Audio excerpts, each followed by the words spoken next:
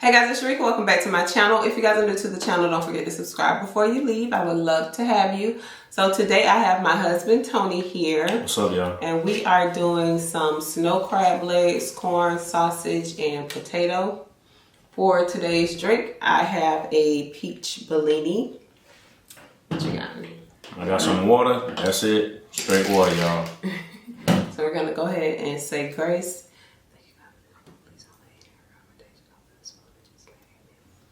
Amen. Let me get the bowl. Hey y'all. I'm gonna slide this up a little bit. Y'all can really get into the food so we can have some room for this bowl back here. I am so hungry. I am ready for this. Haven't eaten all day. You didn't? Nope. I had a banana. And yeah, banana. That's it. Okay. Crab legs are from Rose. Let me pull this plate back just a little bit. I don't want y'all to be blocked from it. Oh, that butter tastes good. Mm-hmm. Everybody want it. How often do y'all eat crabs? This is just like my favorite weekend thing. Like, I've been doing it for so long, right? Yeah. When we got married, we've been doing it ever since. Get us some seafood, drink when you was drinking. Watch us a little bootleg movie. We used to overdo it though. Y'all, we used to overdo it. We used to get 3 pounds of shrimps. Yeah, I remember 'cause I used to get them 3 pounds of shrimps and like 1.5 dozen crabs. That's what we did every Friday. Mm-hmm. Unless like we did for years. Yeah, unless like we did pizza or something like that. Smashed blue crabs. But I think it was mostly because we used to like to have leftovers. So we'll buy a lot. Yeah. Eat on what we're gonna eat on, and then the next day we have some. That was our thing. So we always believe that you cook it, then like later on, this is the seasoning. Like the second time, a lot of times when you cook stuff, second, third time, flavor just soaked in. It's so good. Mm-hmm. I love crab, y'all. This is my weekend snack.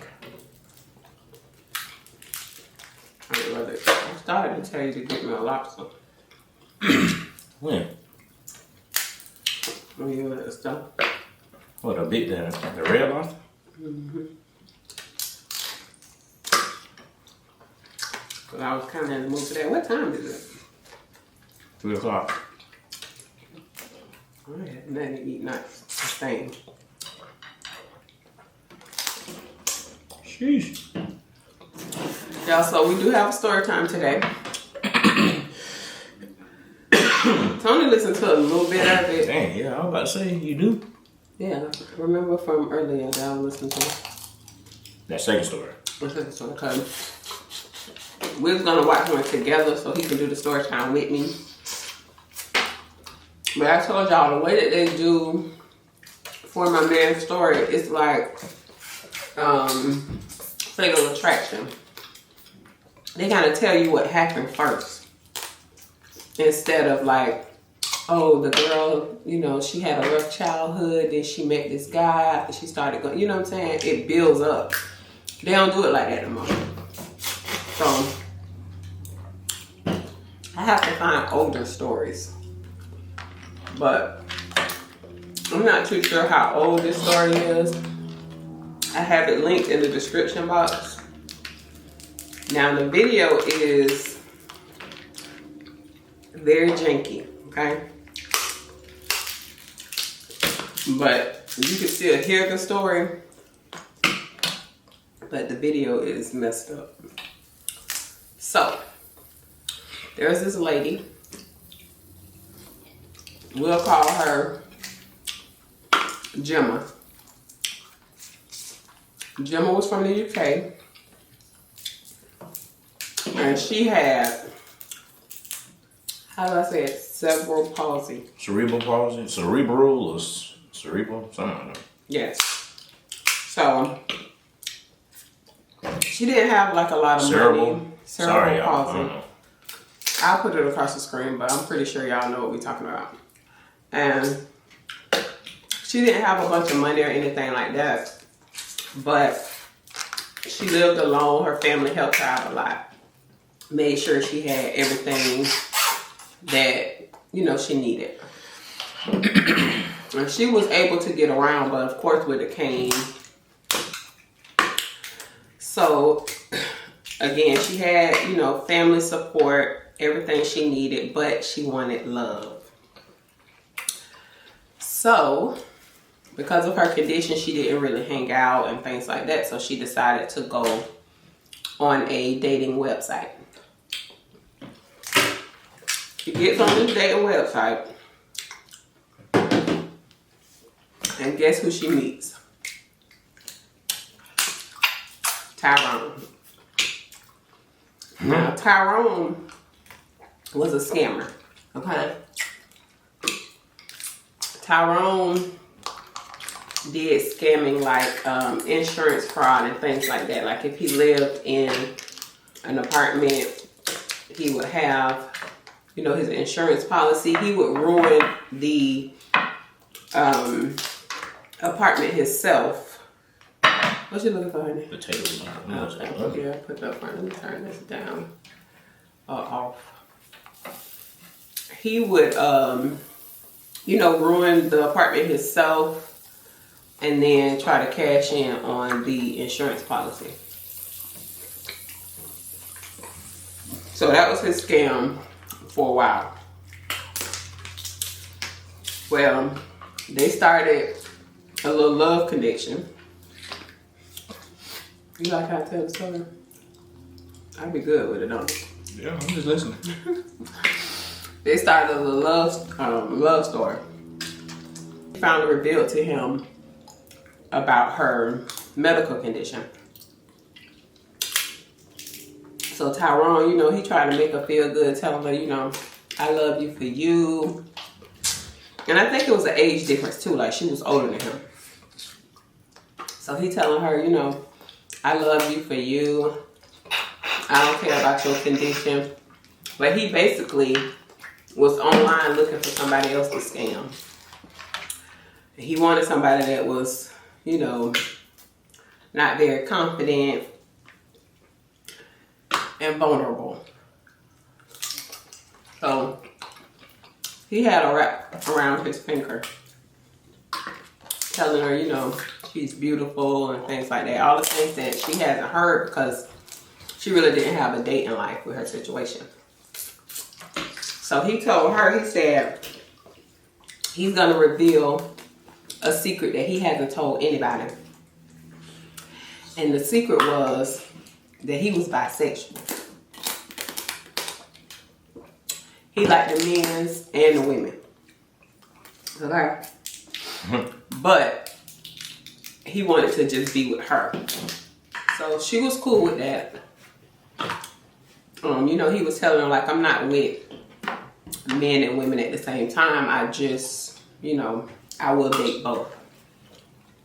And she was fine with that. So she agreed to come to America and meet him. So they met up in Delaware. Made sweet love. Okay? Real sweet. And she was hooked. She said she ain't never going back.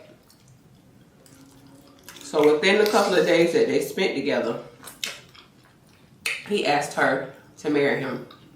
She ain't going back with her. She ain't going back to the UK. Oh. Mm-hmm. See how he like to jump in? Y'all know if he knew the story, he would have stopped me.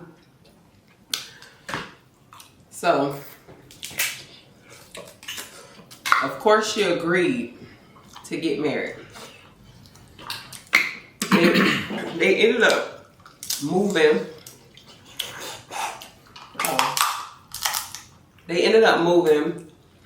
They said that it was a little close to Georgia. The population was only 1,600 people.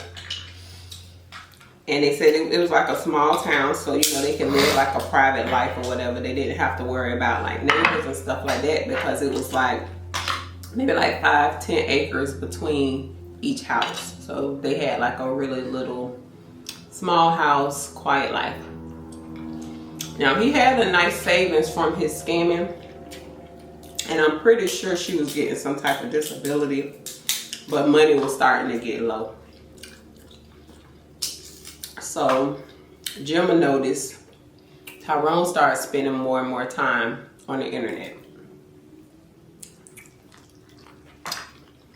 So she addressed it, and he told her he was looking for a roommate to kind of help them out with the bills. But that wasn't the truth. He found another guy to scam. And again, he has a type.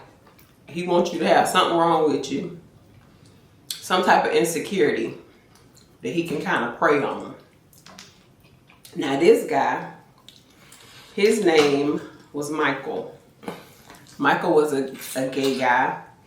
His family didn't accept him, so he felt real lonely, and he was on the internet looking for love. He also had a disability. One of his legs were longer than the other one. They said the name of the condition, but I can't remember. You know that? I don't know the name of that. I've seen it, but I don't know the name of it. Yeah. So they talking. Michael ends up falling in love with Tyrone. Tyrone asked him to come where he's at and move in. And of course, you know, Michael's been looking for love, and he felt like he made this beautiful connection with this guy online. The guy's now asking him to come live with them. So this is like what he's been dreaming about. So of course he agrees. When he get there, he didn't know anything about Gemma. So Tyrone tells him, Gemma's just here because she wanted a green card. Dang. Yes. And let's just keep our relationship on the low. On the low for right now. Until, you know, we get everything under control. So Michael went along with it, even though like they'll show little scenes where they were still being touchy-feely, but they spent a lot of time together. He was always gone. They were always gone together, leaving Gemma behind. So Gemma started feeling away.